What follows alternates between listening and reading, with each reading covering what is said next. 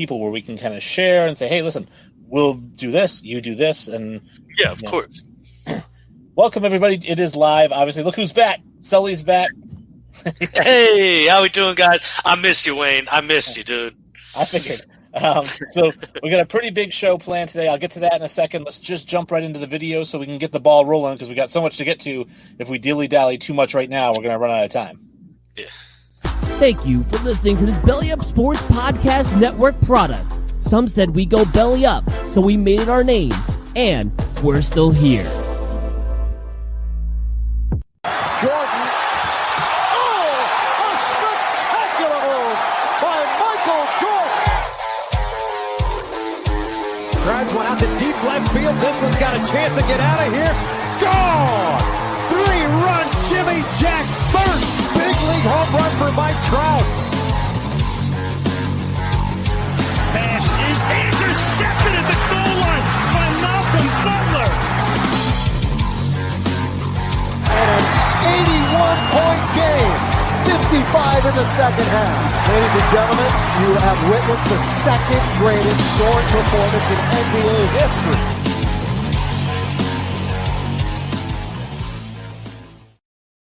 What's going on, everybody, and welcome back to the show after the nice intro there. Obviously, if you are watching us, you're probably watching us on Facebook Live, or you could be watching us on YouTube Live or Twitter. We are live on all three outlets. If you miss any part of the show and want to go back and rewatch or listen to it, we are available on iTunes, Spotify, Stitcher, and Amazon Music. We do the live show Mondays at 7 p.m. and Saturdays now at 11 a.m., and next Saturday is the big one. We'll get to that. If you missed any part of the video show, you want to watch it because we are implementing new graphics every week. Visit YouTube. The show will be available tomorrow. Please visit us on social media and at Infinity Sports Podcast, at Infinity Sports Podcast on Instagram, as well as Facebook, at Sports Infinity 5 on Twitter. Visit the website, www.sportsinfinitysportspodcast.com. And all of the links are there, as well as a link to our store where you can purchase Infinity Sportswear like we're wearing now. 12 is greater than 9, which is going to be going away shortly because nobody knows what it is anymore. And the Sully collection, which we're going to mix up and get a little bit more fresh. So that said, as I mentioned, Sully and I are very excited because we do have a huge interview coming up. We're going to be recording it on Wednesday. So when you do see it on Saturday at 11 a.m., it will be pre-recorded, but that's not going to make it any less riveting. And that is we have Charlie Ward, the former Florida State point guard and quarterback, is going to be joining the show. He's going to be answering some questions for us for about half an hour to 45 minutes. We've got about 6 or 8 really good questions. We're not asking them the same old. So if you've watched interviews with Charlie Ward before and you don't want to hear us asking the same questions, we're not. So don't worry. Yeah, we're definitely not. We're watching a bunch of old interviews. I'm writing down a bunch of the questions that we hear over and over, and we're going to make sure we don't hit that. Why'd you pick the NFL or the NBA over the NFL? And he's answered that a million times in his life. We're going to get a lot deeper. It's gonna be a great interview. I'm really excited. I've been up in Tallahassee now for the last 8 or 9 months. So to get to interview the first black quarterback and a Heisman Trophy winner from this university, it's pretty amazing, and I can't wait for the opportunity. Tons of great questions for him. Obviously, today's a big show as well. We're going to recap Week 10 of the NFL. We've got Sully's top prospects. That's going to be a new feature. We kind of went over it a couple weeks ago. It's going to be even better this week. He's going to give you 5 of his top prospects going into this year's NFL draft. But first things first, it is time for the news.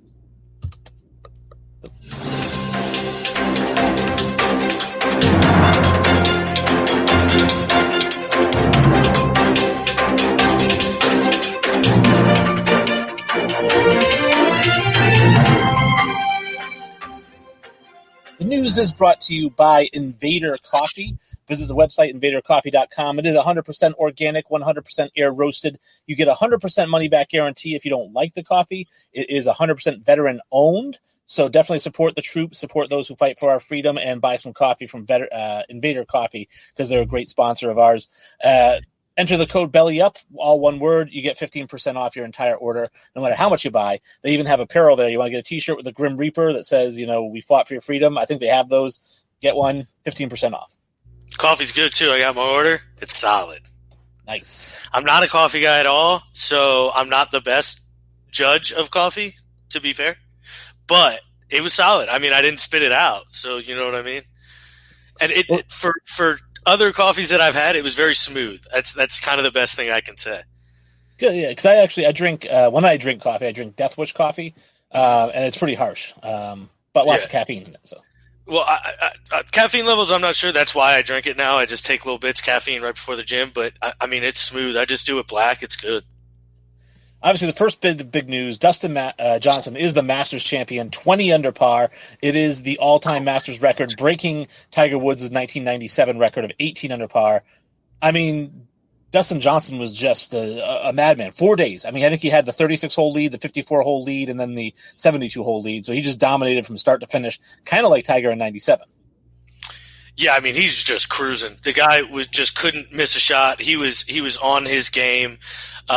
It was impressive to watch. It really was. You know, on a weekend where, you know, you're not used to seeing the Masters, obviously in November.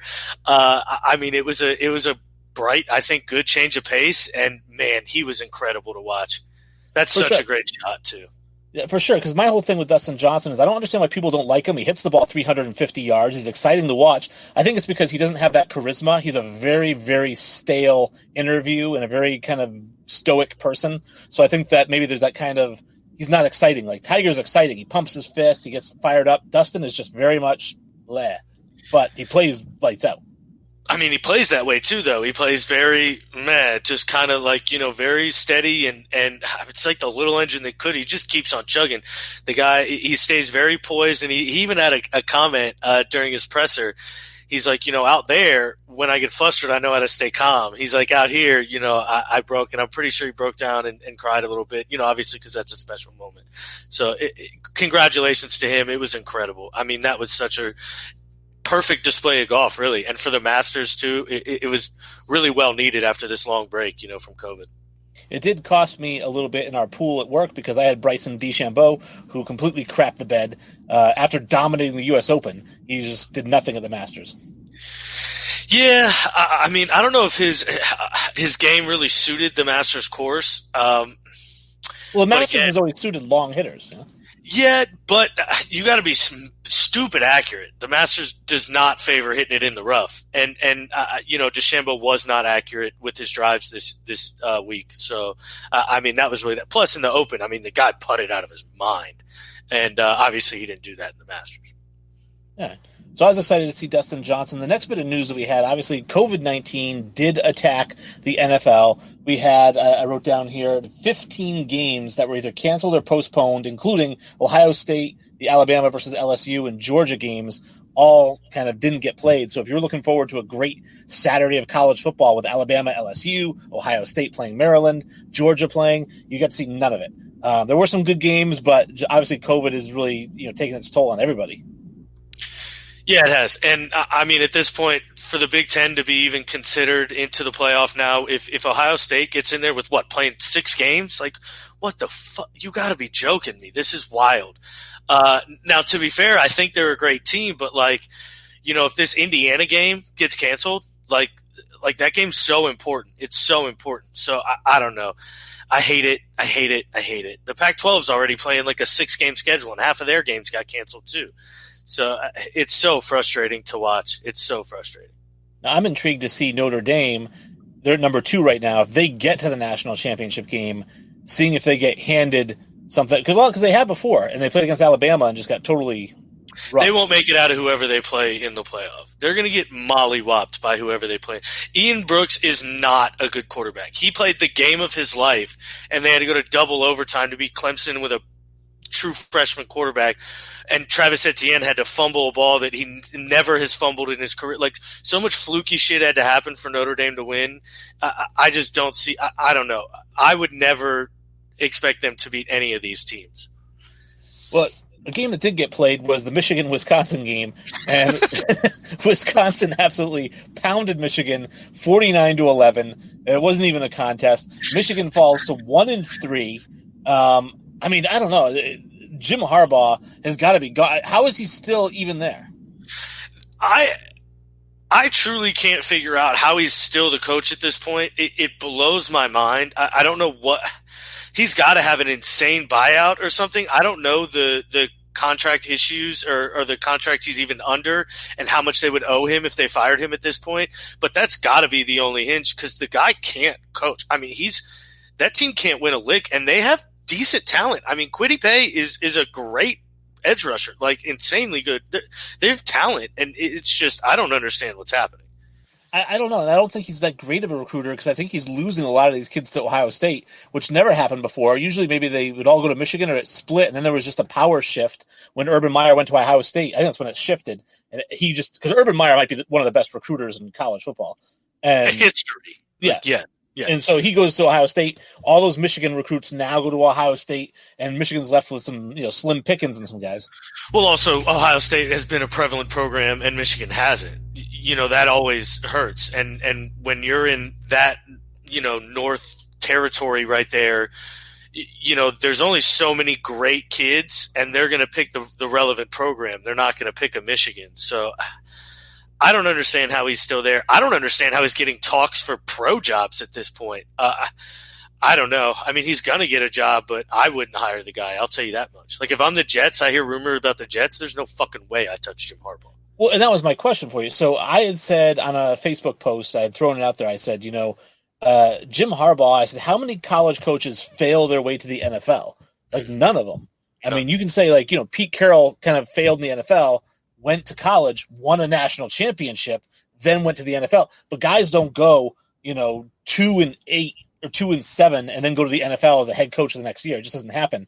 The only exception, and somebody brought this up, Cliff Kingsbury was 35-40 as a head coach at Texas Tech, and he got a head coaching job at Arizona. Yeah, but his last year, wasn't he 5-7? Oh, was he? Okay. I thought his last year he had done really well, but also he's like a quarterback guru and an offensive genius, where Jim Harbaugh, I don't know if he is that. Like I don't know. I wouldn't trust Jim Harbaugh with Trevor Lawrence's future. I'll tell you that much. No, I wouldn't. If I was a head coach, a general manager anywhere, I wouldn't take Jim Harbaugh as a head coach. No, I don't know about anywhere, but he could be an assistant. I mean, I'd take him as an assistant, see how he does, and then maybe promote him, but I wouldn't bring him in as a head coach right away. Like something like I don't know, maybe Washington. Like if Ron Rivera's health goes a little sideways, like Jim Harbaugh, because they've got a veteran team. Alex Smith is already there, but I don't know. That'd be such a weird circumstance. Another game that was played was the Florida Gators, who won, was it 63-35 or something like that? Trask had 356 yards passing, 6 touchdowns. And the reason I brought this up is because on the season, he's averaging 350 yards per game. He's got 28 touchdowns to 3 interceptions and a 197 passer rating. So my question is, going into the season, we talked about who's that quarterback that's going to climb up. I mean, has he found his way into the first round? I know Manauer said something stupid as him being the number 1 overall pick, which is never going to happen. But Never. Has he found a way in maybe the top 10, top 15? Where do you see him kind of falling out? I don't think he's gone that way because Zach Wilson out of BYU is also playing out of his mind, and he's probably snuck his way into that 3rd or 4th quarterback, and they'll probably all go – those top 4 will probably all go top 15. Kyle Trask and Mac Jones have worked, I think, their way up. I like Kyle Trask a lot more. I think he has the body of an NFL player. The only issue I think a lot of teams are going to have is he's a pure pocket player. He's a pure pocket passer. That's where he does his best work. And that's kind of dying in today's game. But I would take him in the first round. I like him a lot as a player. I had him ranked as my 5th best quarterback going into the year. And he hasn't lost that. And unfortunately, Zach Wilson has jumped and everybody's playing well ahead of him. So he's staying at 5, but I think he gets into the first round for sure. Well, I mean, we talk about, you said maybe the bottom of the first round, but I look at it as who at the bottom of the first round is going to be quarterback desperate. I mean, it's more teams jumping into that range. Okay. Like the 28, 29, 30. That's where teams jump up usually and grab a quarterback if they didn't grab one right away. So probably something like that. Or, a team like New Orleans, you never know. I know we think their future's in Jameis, but we'll see here for these next couple games, how that's going to play out. And then obviously they may go Taysom Hill, but that's a whole rabbit hole.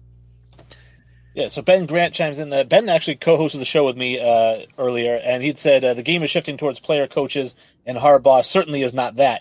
That's true. I agree. he's definitely a hardo and very difficult, I think. So I would find the next brightest offensive mind who can really mold a quarterback if I'm the Jets, and that's who I bring in.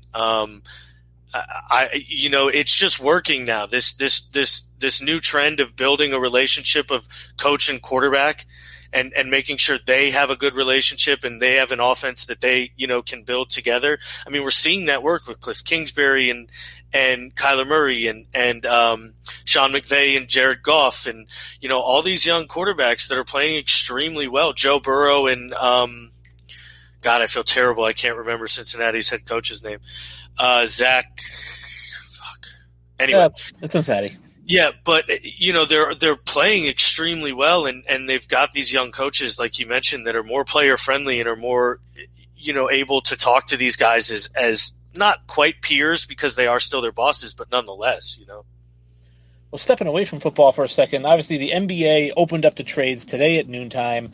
One of the rumors out there, it's been out there for a few weeks now, but it seems like it's getting closer. Everybody's talking about it, is James Harden to the Nets. And the purported trade on this one is that the Nets would get James Harden. The Rockets would get Spencer Dinwiddie, Jarrett Allen, Chris LeVert, Torian Price, or some sort of combination of those, maybe a first-round pick and whatnot. And I don't know. I looking at it, I understand. I don't like it for the Nets, though, because James Harden is a ball-dominant player, so is Kyrie Irving. KD's not, so it's fine. He can play off the ball. But I don't like the idea of two ball-dominant players, which you saw in Houston didn't work because Russell Westbrook is also a ball-dominant player. Yeah, but Russell Westbrook can't shoot, and Kyrie Irving and Kevin Durant can. I think what will be the issue is losing Jarrett Allen is a huge loss, in my opinion. Excuse me. He's one of the best rim protectors in the entire league. And I think that would be a pretty catastrophic loss for them. And I don't know if he's just a fill and replace player kind of thing. You know what I mean? Like you're not just pulling a guy off the bench or something like that to get the equal production of Jarrett Allen. At the same time though, James Harden is a needle mover. He plain and simple is, and in a weak conference, the Nets could very easily take that. Like, I mean, that'd be the most talented big three in the East, wouldn't it? Like, I think so. Yeah, so yeah. Deb Sullivan says, hey, Ryan Peterson. Okay. That's my mom. I don't know why she's saying hi to Ryan. Hey, Mom, I love you.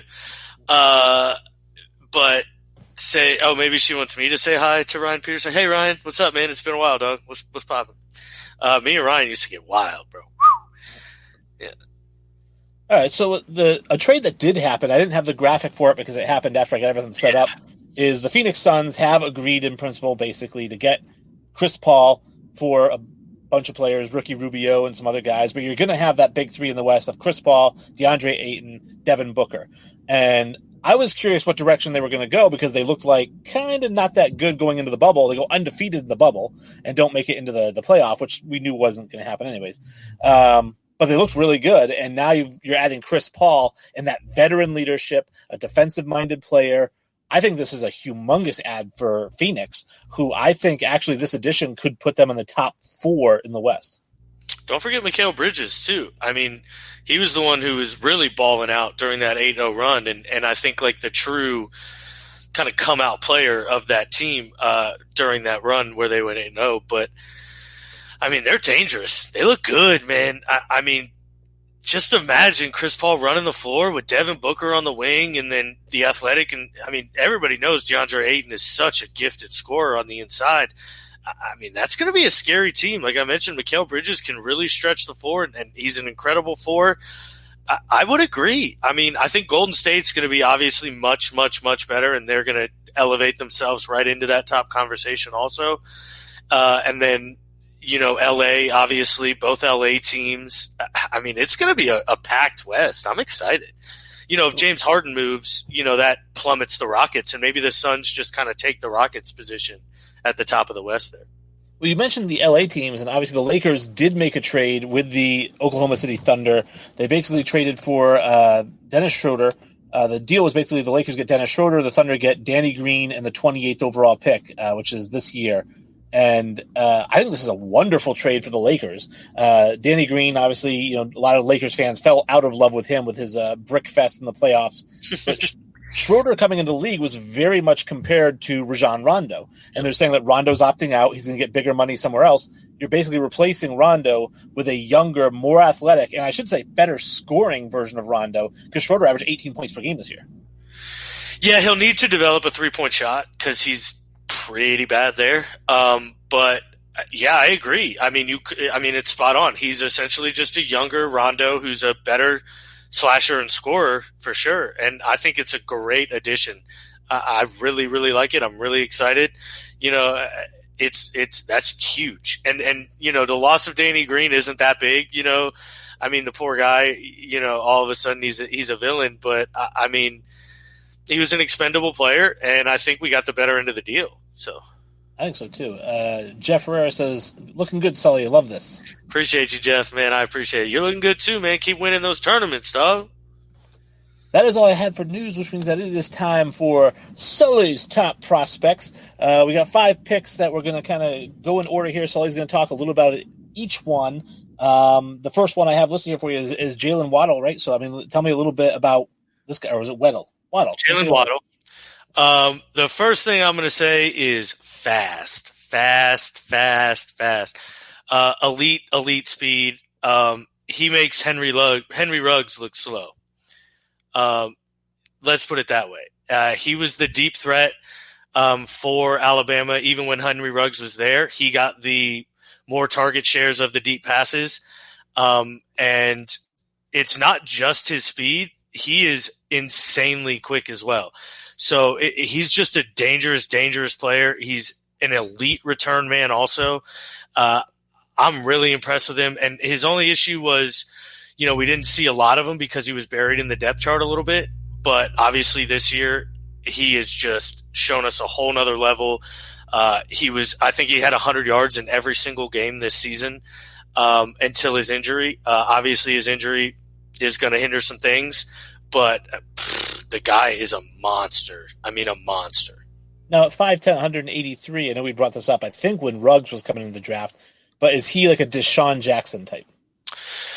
Kind of. I mean, he's going to play predominantly out of the slot. I would assume so. I don't know if I love him on the outside, but at the same, because I mean, if you're able to get your hands on him at 5'10", 183, you're gonna do some issues. The only problem is he's so crazy. Like, he's Tyreek Hill, quick and fast. Like, no lie. Like, I don't like to use Tyreek Hill as a comparison, unfortunately, because then people get really overblown and excited. But I'm telling you, that's the kind of like jittery quick and then explosive speed he has. I'm not lying when I say he'll probably run faster in everything than Henry Ruggs did. And Henry Ruggs was an insane speed guy. So I would expect him to be off the board really quick. He took 2 out of the snaps this year. He's only taken 293 snaps this year, unfortunately, because of the injury. 264 were out of the slot. So, I mean, that's where he's going to make his living in the NFL. Well, from a 5'10" wide receiver to a 6'2" cornerback, what can you tell us, and keeping it in Tuscaloosa, what can you tell us about Patrick Surtain? I mean, the guy's just big and physical and mean. And, I didn't have him this high coming into the season. I had Caleb Farley ahead of him. Granted, I didn't love this cornerback class coming into it. But, I mean, he has played absolutely lockdown football this season, and he's really, really shown like a lot.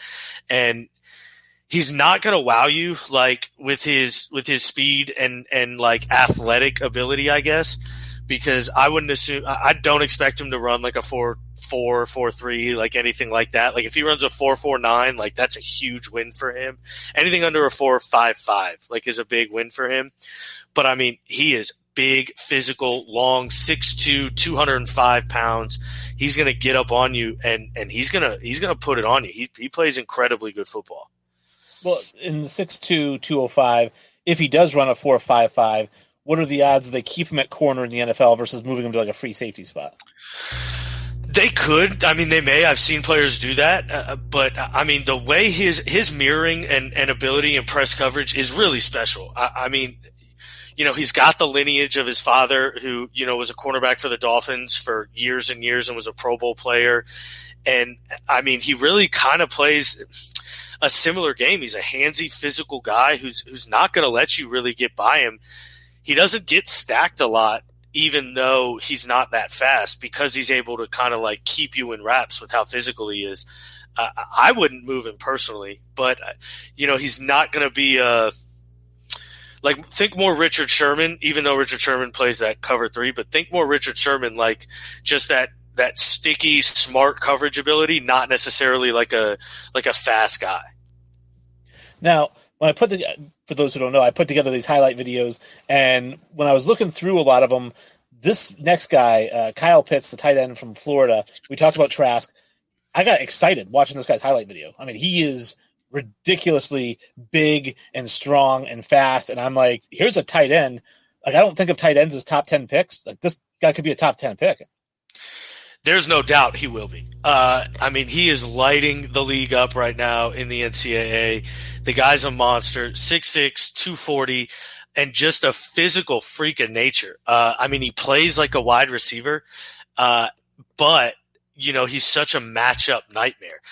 The guy, I don't know, it's so hard to explain. His route tree and his route running ability is of that of a wide receiver. But, at 6'6", 240, you can't exactly throw him outside. He's just going to be a matchup nightmare for anybody. There's not going to be a cornerback or safety that's going to be able to stick with him, physically wise. And then a linebacker's never going to be able to cover him downfield. His big weakness, obviously, is the guy's not going to – he wouldn't move me off the line of scrimmage. So, that'll be his big issue. But, how often are these guys really blocking? Darren Waller doesn't block a ton, and he's a huge success in Oakland. So, well, Gronkowski was an exceptional blocker. Probably George Kittle, exceptional blocker. But I guess you're saying so. Pitts is more of like that. Jimmy Graham kind of mold. Yes, for sure. Jimmy Graham. Travis Kelce. They don't ask him to block. He's a split out wide receiver. That's what he's going to be. Think Travis Kelce. Legit. Think Travis Kelce, just probably more explosive, which is scary. All right. And you'd mentioned him earlier when we were talking about Surtain, Caleb Farley, another 6 foot plus cornerback, Virginia Tech. A little bit faster, or they're kind of about the same boat? They're kind of similar.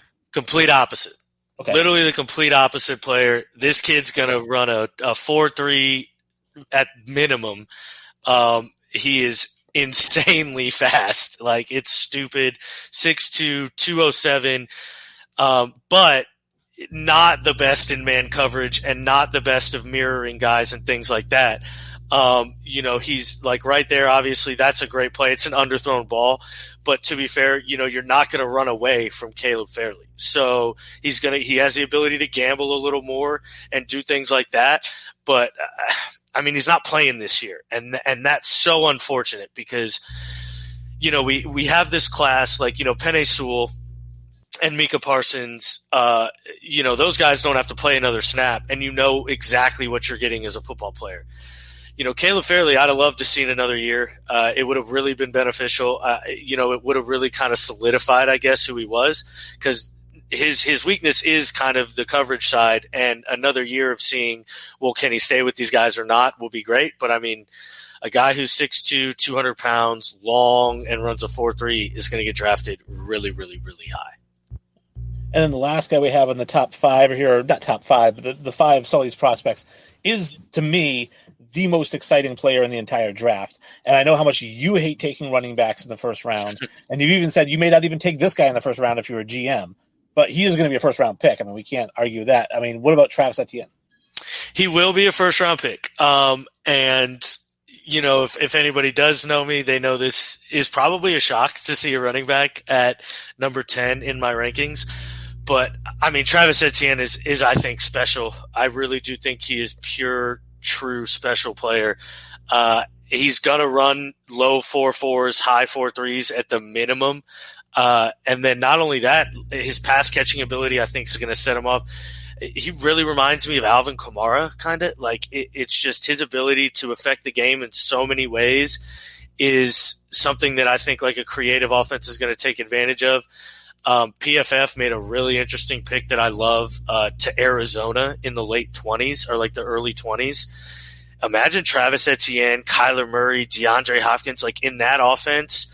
Travis Etienne's special. It becomes like that Kansas City offense. Like, Clyde Edwards-Helaire wasn't exactly a need, but you put him in that offense, and it's just scary at that point.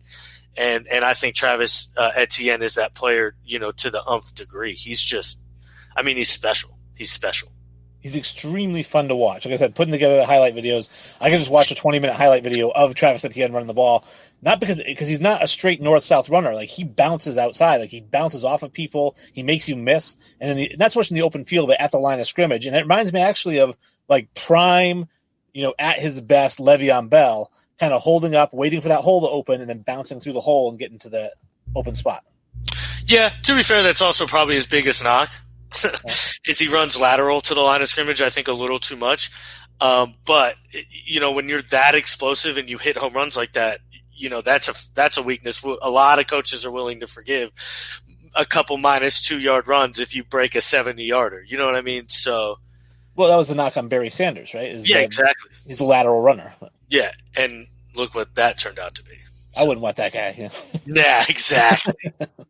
All right, so now it is time. We're going to start off Week 10, obviously the Thursday night game. The Colts win 34-17 against the Titans. Big win for the Colts against the Titans. So I told you that team just is going to win ball games, man.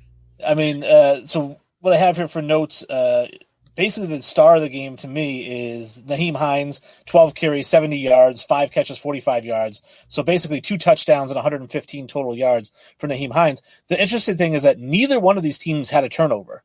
No fumbles, no interceptions. So to lose by 17 without turning the ball over, I thought that was kind of crazy. For the most part, I know Derrick Henry got over 100, but for the most part, they held Derrick Henry in check, and I think that was kind of the big thing of the game. And then Phillip Rivers, you can hate him all you want. The guy just knows how to win ball games, and that's what he does. Michael Pittman had a great game. He's turned into a really great receiver. He was my sleeper of the year. I love this Colts team. I'm telling you, I love it more and more. And the more and more they look like this, the more I'm confident they're going to make it to the Super Bowl. They're 6-3 now. The Titans are also 6-3. I don't know if the Colts are going to make it to the Super Bowl just because, like you said, these are games, the 34-17 games, the games are going to win because their defense is full of ball hawks. So they get people, tackle them. Even if they don't get a turnover, they're not going to let you get in the end zone. But I just feel like them playing a team like the Chiefs is a lot different than playing like the Titans. No, I agree. And, don't get me wrong, a lot right would have to happen for them to beat a team like the Chiefs. I don't think they're on the same level as the Chiefs, anything like that. But things happen. And guys have bad games and guys have great games. And, I just think that's a fluky kind of team that if everything happens right, they have the model of a team to make it. A game that was actually delayed 26 minutes was the Browns and the Texans. Should have been delayed the whole fucking game. I was going to say, yeah, you waited for a 10-7 game, so you watch for 60 minutes and you get just a pile of crap. Baker Mayfield 132 yards, 0 touchdowns. Nick Chubb has 126 yards and Kareem Hunt has 104 yards, so you get basically 230 yards out of your 2 running backs, which that's how Cleveland plays. That's what they're going to do. They just ground and pound. And I've seen a lot of reports coming out that Mayfield is overrated. Is this really your number 1 overall pick? But I like Baker Mayfield. I like his skill set. If you've got 2 running backs who can put up 100 yards a game, why would you throw it 30 times for 300 yards? If you win me football games, I don't care how you win them. Truly, I really don't. The issue is there's going to be a point where he's going to have to win them a football game, and can he do that? And truthfully, I'm not sure if he's there yet. I was Baker Mayfield's biggest fan. I love him to death. I love the attitude. I love the charisma. But he needs to show a little more in the NFL, I think. The big talking point of this game is Nick Chubb going out of bounds at the 2-yard line with no time left. He had a clear walk into the end zone, and he goes out of bounds because then they can just kneel it and end the game. If he scores, they can technically still, come back technically because they have a chance for the ball. But the spread was -4, And so everybody lost the spread, and shit was wild, man. Well, it's the exact opposite of what Atlanta did a couple weeks ago, where they scored the touchdown and they should have just downed it at the one. Exactly, yep. And then they could have ran the game out. And so, Nick Chubb is a smart player, and good for him. The Washington football team loses 30-27 to the Detroit Lions. Matt Stafford, 276, 3 touchdowns. Great game for him. DeAndre Swift, 81 yards rushing, 68 yards receiving. I'm a big DeAndre Swift fan. The child beater does nothing, so I'm not even going to bring up his stats. The big talk, really, I thought, was Alex Smith getting his first start in 2 years.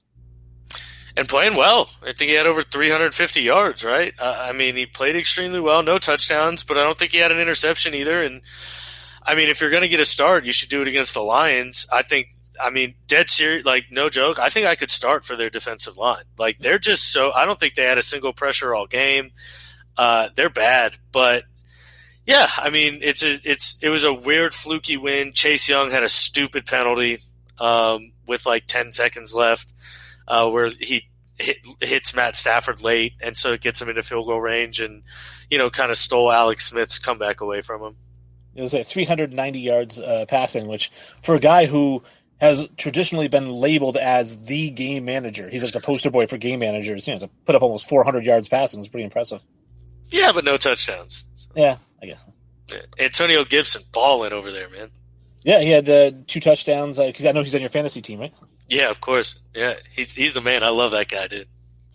Speaking of fantasy running backs, who had a great game, Ronald Jones III had 23 carries for 192 yards, courtesy of a 98-yard touchdown run. This was just my game. What's that? It cost me my game.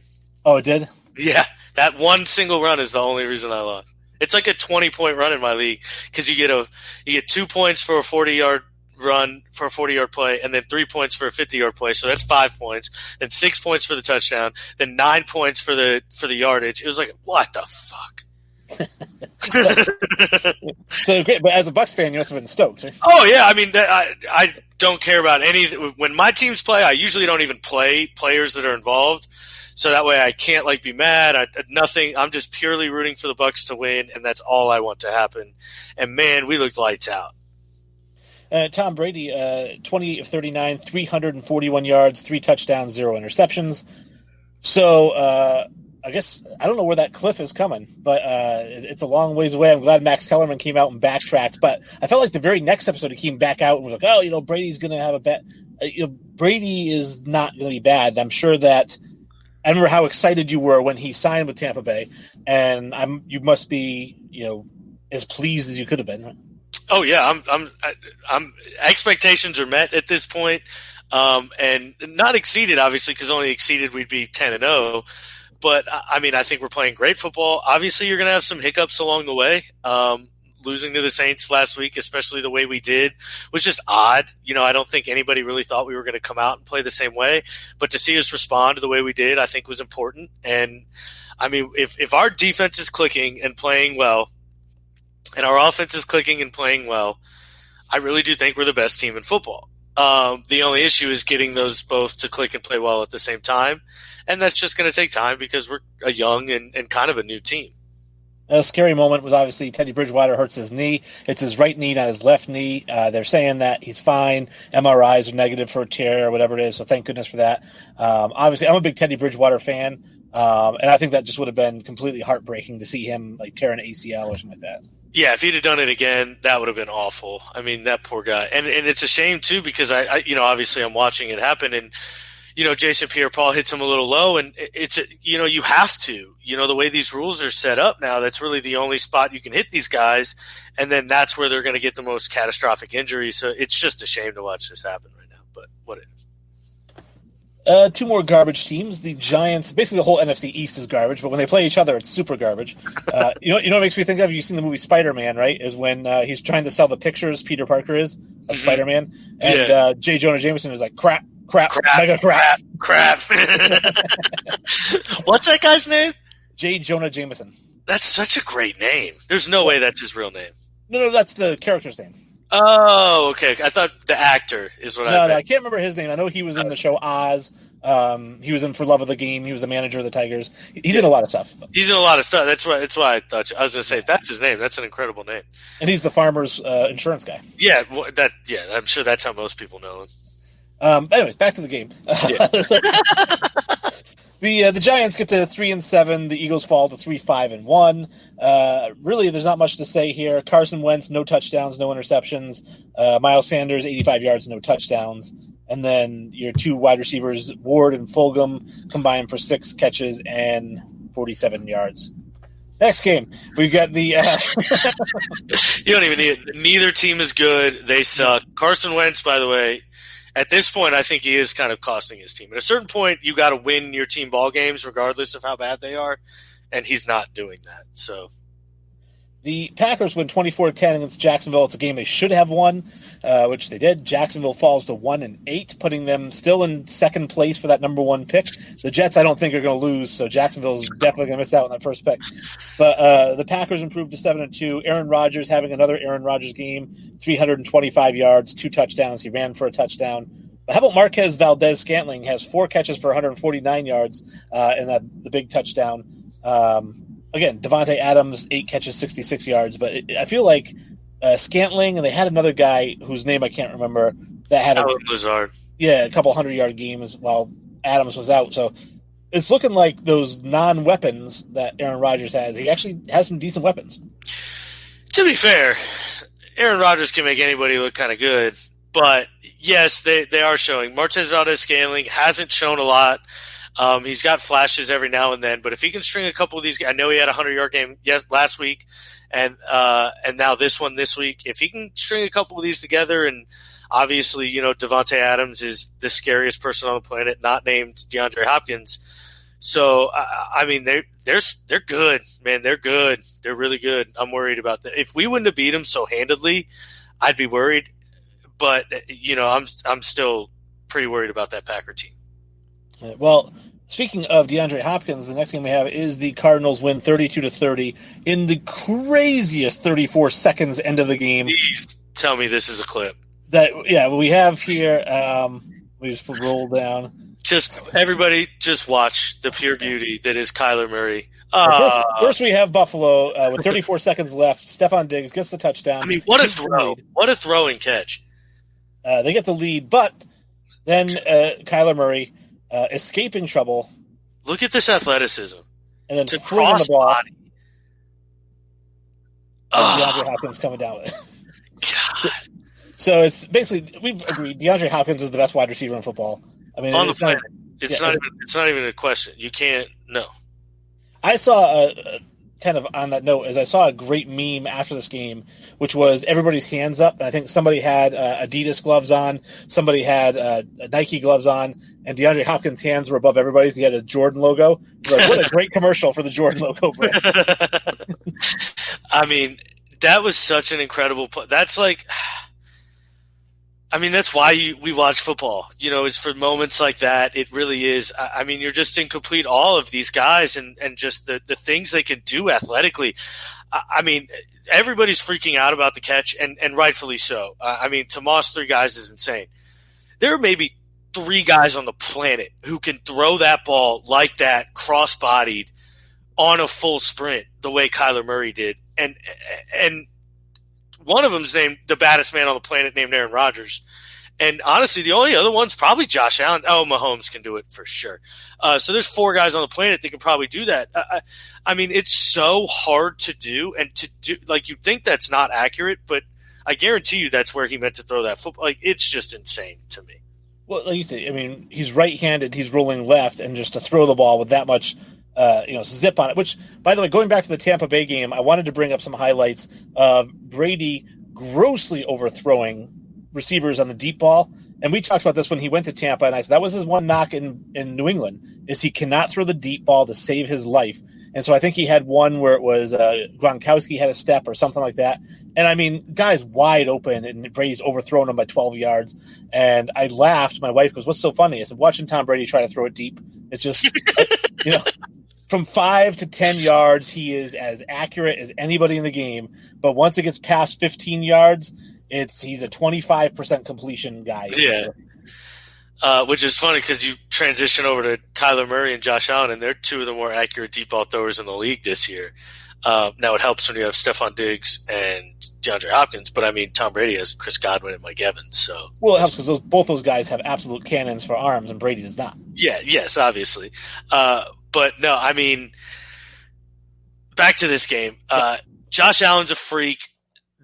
To do what he did in the last minute of the game and drive them back, and then that throw to Stephon Diggs is gonna, nobody will remember it.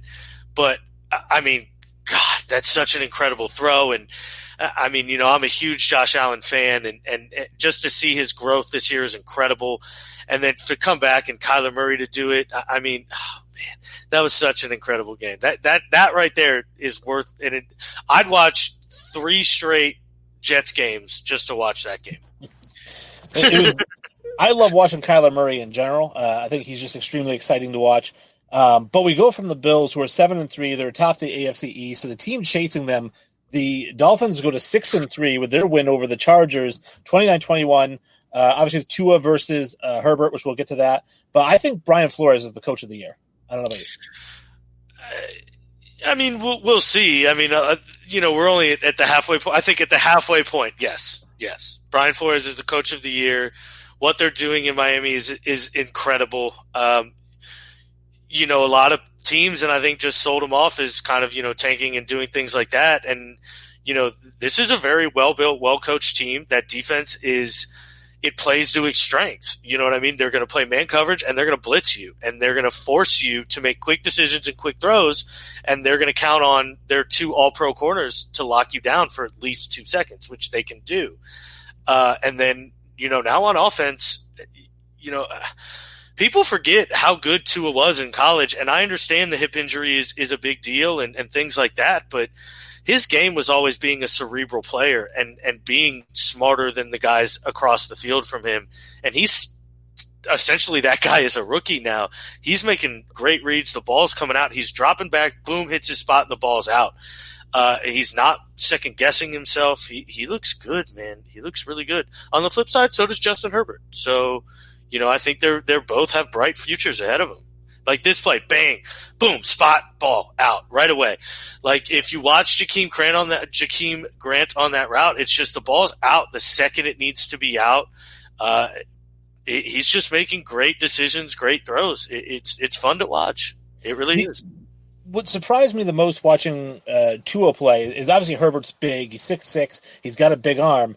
I didn't realize how good Tua's arm is. He's got a really good arm. Which is new. All right. That was his knock coming in, was he's kind of, yes, he's a lefty, so he's always going to get compared, but he's Steve Young-ish, to where his accuracy is great, his decisions are great, he's athletic, but his arm isn't the best. He's never going to be the guy that's got the cannon. There's a lot of reports that this rehab, essentially changed him. He looks bigger, he looks more physical, he looks stronger, and he's throwing the ball with more zip. So that's a great point, Wayne, because he has, and it's something that needs to be noticed. Well, now that he's healthy, it's like Chubb said, it's all in the hips, right? Exactly, it's all in the hips. It's all in the hips. I had my daughter watch Billy Madison for the first time this weekend, so she loved it. Did she? I mean, how could you not love it? Not as much as Big Daddy. She really likes Big Daddy. Big Daddy's great. Big Daddy is fantastic. It's an incredible movie. It really is in the top 5 of his flicks. Billy Madison hits with us, because it came out when we were kids. You know what I mean? Well, I told her, and we talk about seeing Kobe Bryant highlights is always a little bit, it's always going to hurt. I think until the day I die, it's always going to hurt seeing that stuff. Seeing Chris Farley, obviously, as the bus driver, he's the funniest person I've ever seen in my life, ever. In my life, hands down. Beverly Hills Ninja is one of the greatest movies ever made. It's hilarious. I mean, he's perfect. He's hilarious. The one where he goes, "That is correct," and then makes me so happy, dude. It's such a shame too, because he was one of those guys that you come to find out later, was so happy and bright and made people laugh because he was, so tormented inside, which is obviously a shame, but what are you gonna do? Well, I'd seen watching the Chris Farley documentary. I watched. They had Jay Moore talk about, because Jay Moore worked on Saturday Night Live, and he said, any day that I get to tell Chris Farley stories is a good day. He goes, he said when he met him, he's like the sun, and you just gravitate to him, and everybody around him gravitates to him because he just was so larger than life. And he always thought, people thought, I think, what's his name from Half Baked does all the impressions. Dave Chappelle? No, the stoner guy. Oh, Jimmy Brewer, James Brewer. Jim Brewer, yeah. Jim Brewer said, that the whole thing with Chris Farley, he said when he got to meet him, is just how, like you said, how tormented he was, and Farley really felt like people were laughing at him for being the fat guy, and like, no, I mean, if it was the physical comedy for sure, but you could have been skinny, and that physical comedy and the yelling was just hilarious, just the red in the face, and I mean, his animated ability was just, it's something that accented his act and humor so well. It was perfect. I loved it. And then the fat guy in the little coat, come to find out, like you said, he always thought people were laughing at him and things like that. But I mean, that's just, it was so funny. Take it off, dickhead. I'm serious. Take it off. I mean, it's so funny. Back to football. The Raiders win 37-12. This is another game we really don't have to talk a ton about. Derek Carr is just good. I'm going to say it. I've come around. He's good. He's a good football player. I have been pumping Derek Carr now all season long because he is a top 10 quarterback. I will say it. He's a top 10 quarterback. Well, I think a lot of people crapped on him, partially because he got hurt, I think, last year, and he didn't play the full season maybe. I'm not sure. But every season that he plays, he completes 70% of his passes. And like last year, he completed 70% of his passes for 4,000 yards. It isn't like he was 2,500, 3,000 yards. He had 4,000 yards passing. But yeah, people just kind of dump on him. But he's an extremely accurate passer. And now he's got the run game. I mean, Josh Jacobs, 21 carries, 112 yards, 2 touchdowns. I mean, as long as you got a guy like that to hand it off to, you're going to be fine. Yeah, and, on the flip side, Drew Lock is plummeting. And he doesn't look very good. And it's a shame, too, because Jerry Jeudy is embarrassing NFL corners this year. And it's wild to watch. I mean, if you get to watch some of his games, which, a lot don't, he's doing the gnarliest things. He's probably a top 5 route running wide receiver in the league right now. And already he's probably a top 5, maybe even a top 3 route runner in this league. It is stupid what he is doing to legit NFL corners. Now, what's the deal with KJ Hamler? Because I didn't know anything about him going into the draft. But he's small, right? He's like 5'10", 5'11". He's another smaller guy. Yeah, he's a smaller slaughter guy, like a quick little shifty kind of slot guy. Honestly, I'm not really sure. They're hindered by Drew Lock and his just lack of ability, plain and simple. He's just, he doesn't look like he has it, unfortunately.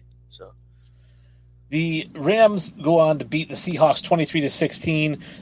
Russell Wilson and DK Metcalf basically don't show up for this game.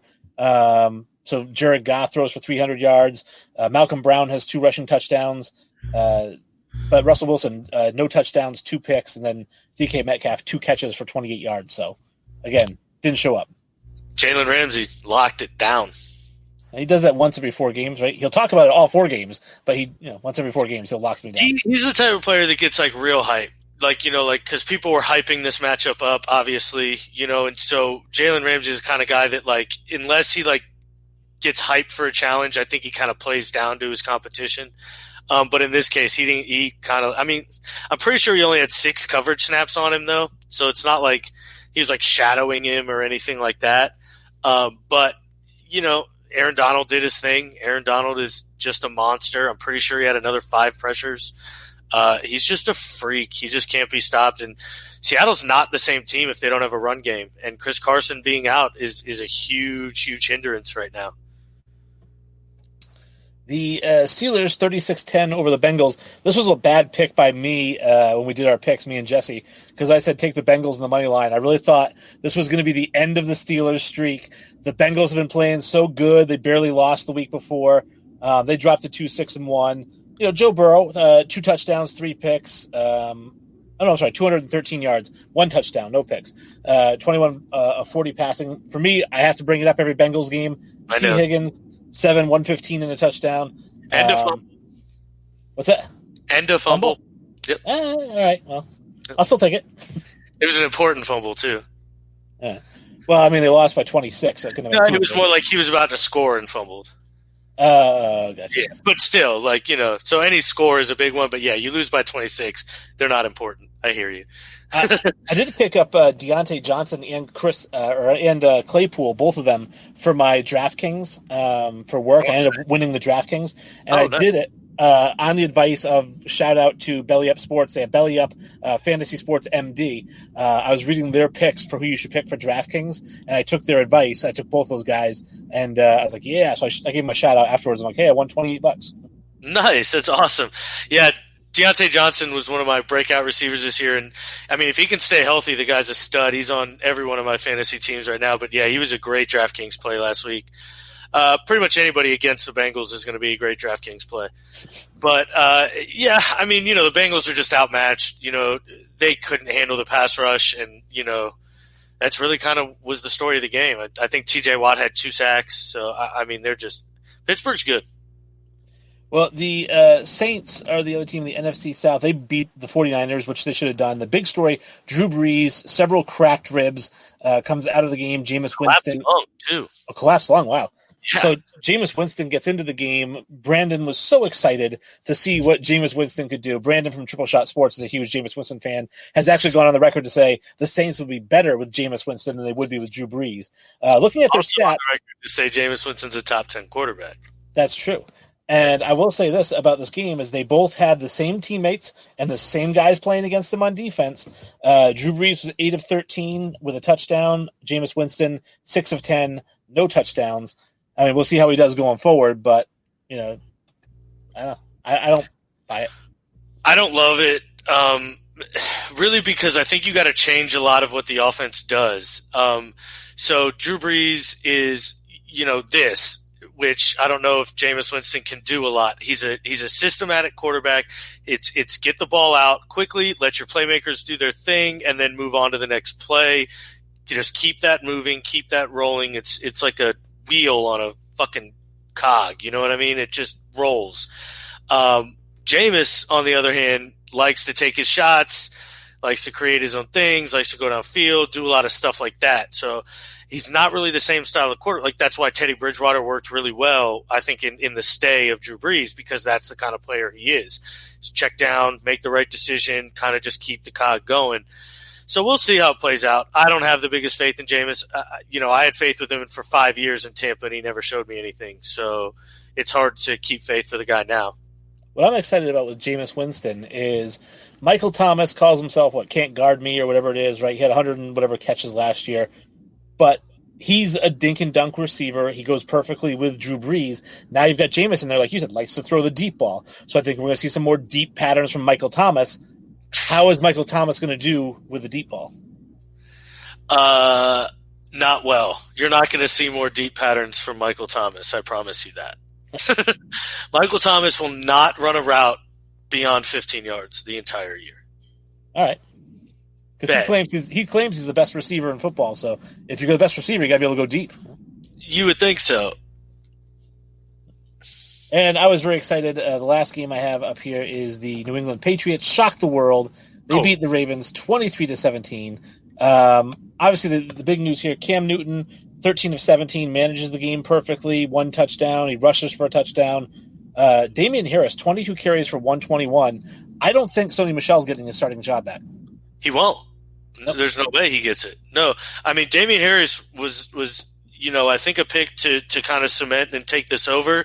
Rex Burkhead doing his thug dizzle, man. That's all that guy does is score weird ass touchdowns. But yeah, I mean, I don't think he gets the job back either. I think Damian Harris is the more talented runner. I think he's proven that. I think he's the more versatile runner too. I think he can do more things than Sony Michel can. So I would stick with what they got working right now. I think it works. You don't got to pay Sony Michel anything. Get him, cut him, bye. See. I showed the highlight. I didn't set up the highlight. I felt it as soon as I hit play. I was like, oh, I didn't set this up. Jacoby Myers throws a touchdown pass. Apparently, they mentioned it 18 times afterwards that he was a star high school quarterback and that he actually got recruited to NC State as a quarterback. And they said, oh, Bill Belichick knows this kind of stuff. He knows how to use these guys. Because like Julian Edelman, but I'm like, at least Edelman was a quarterback all through college. Every high school player was essentially a star quarterback. You know what I mean? And then they get moved around or shit like that. Like the best player, it's like just throw him at quarterback. He'll fucking do good. So let's back off on that one. Bill Belichick knowing shit. How about that Lamar Jackson though? Man, that guy sucks. 250, 2-1, 11 carries, 55 yards. The thing about Lamar Jackson, and just to give people a little bit of a tease, like I said, we're going to have Charlie Ward on here Saturday. And one of the questions we do plan to ask him, and you're going to have to tune in to see the answer because we don't know what it is yet, is basically Charlie Ward, he was a big fan of Doug Williams. That's his favorite player of all time. And he wore number 17 because of Doug Williams. Now, we all know Doug Williams, first black quarterback to win a Super Bowl. And that was very big to Charlie Ward, first black quarterback in Florida State history. So our question for Charlie Ward is, does the use of players like Lamar Jackson set back the narrative of black quarterbacks? Because the old adage was that they're great athletes, but they don't have the mental capacity to be quarterbacks, and that's why you didn't see them. I'm not saying that about Lamar Jackson, but I'm saying that the way that they're utilizing him, it kind of plays into that narrative, and I'm wondering if Charlie feels like that the use of Lamar Jackson is hurting African-American quarterbacks across the board. I'm interested to see his answer. Obviously the flip side of that coin is a guy like Patrick Mahomes, who is, obviously lighting the league on fire and doing Russell Wilson, and doing things we've never seen at the quarterback position, and obviously able to handle it. So, but I agree, I don't know if it's just that Lamar is a special case or what it is, but they are holding back half of their offense essentially. And, why is that? Is that, we've seen that not work in the past. So what makes us think it'll work now? I'm really interested to see his answer. For sure. Like I said, that's just a taste. We do have some really, really good questions for him. So it's, like I said, it's not going to be the classic, like I said, hey, why did you choose this? I can tell everybody right now, he chose it because he wasn't going to be a first-round pick in the NFL. He was going to be a first-round pick in the NBA. So when he didn't go day one in the NFL, he was like, you know what? I'm going to take my chances with the NBA. Because I think a lot of teams were interested in taking him like the third, fourth, fifth round. It isn't like nobody wanted him, but they also knew that he was going to test the NBA waters, and they didn't want to play that dual sport thing. Yeah, exactly.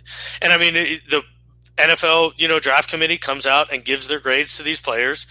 And these players take them seriously because this NFL draft committee is smart and it knows what it's doing. So when they come back and they deliver a grade to a guy like Charlie Ward who said, hey, you're probably going from the third to the fifth, at that point it's an easy decision, especially when the NBA draft committee comes back and says, oh, yeah, we expect you to go in the first. Guaranteed contract. Yeah, so it's a totally – I mean, everybody should know why he made the decision at this point. So, yeah, trust us, we won't ask that question. So definitely tune in for that. That is going to be Saturday. We're going to interview him on Wednesday. If anybody has any questions, I think we still do have room for one or two more, so we're just kind of fielding them. It's going to have to be really good, though, to get into the lineup. And we'll interview him on Wednesday, and then Saturday at 11 a.m., tune in. We're going to do half the show live. The other half is going to be the recorded interview. We'll have highlights just like we did today. Hopefully you guys enjoyed that. I definitely appreciate everybody tuning in. We super appreciate it. And please tell your friends to tune in if they like sports. We hope we put on a good show for you guys. Yeah, definitely. I'm glad to be back. I had to take the week off, had some personal things go down, but, it's great to be back. Great to talk sports. I love it. I miss it. And, hopefully you guys join us. Like you said, get your questions in. I mean, Charlie Ward's a star. This guy's, the first black quarterback in FSU history, a Heisman Trophy winner, Maxwell Award winner, first round draft pick. I know somebody's excited here. Get a question in. We'll ask it. I promise. We'll give you a shout out too. So. Yeah, Jeff Herrera says, awesome show. Thank you so much, Jeff. We appreciate it. Thank you, Jeff. I appreciate it, man. For real. I appreciate you, though. I don't have my Kenny picture. Of all the pictures I put on here, I forgot again. So we're going to put Charlie. You forgot. We'll put Charlie up there and just have Kenny play here.